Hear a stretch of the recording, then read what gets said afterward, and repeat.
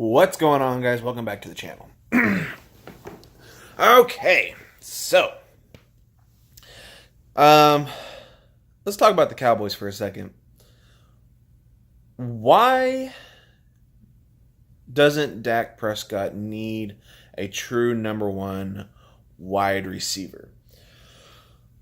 Well, because if you look back at his early games when Dez Bryant was hurt, because Dez Bryant was technically the number one wide receiver, even though in my opinion it was Cole Beasley. When he was hurt, Dak was spreading the ball out more. He was spreading the ball out, and that's why, in my opinion, the Cowboys had the success that they did. Because, and I'm not trashing Dez Bryant, so don't get that in your head. I'm not trashing him at all. But, honestly, with Dez on the field, Dez would demand the football. He would demand the ball. He wanted to prove to everyone that he was the number one wide receiver. And that just wasn't the case anymore. He was not the number one wide receiver anymore. And he couldn't handle that. He would basically, on the sideline, tell Dak, like, bro, just throw it up. I'll be there. Well, Dak would throw the ball up to him, and he wouldn't be there. But when he was hurt, and Dak had the opportunities to spread the ball out between Bryce Butler, Noah Brown, Terrence Williams, Cole Beasley, Jason Witten, Ezekiel Elliott, that showed the versatility that Dak had. And now with these young guys, there is no number one wide receiver. There's no security blanket anymore. There's no Jason Witten on the field to catch the ball no matter what position he's in, no matter what route he runs. Jason Witten can catch the ball.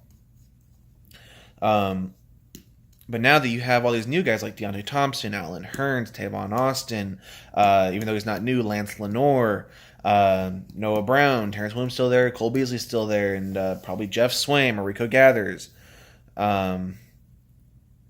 And, all these other guys that might be coming in too. He doesn't have a number one wide receiver. But if I could put my finger on one that might turn out to be like the number one threat, I would still have to say that it's probably still going to be Cole Beasley.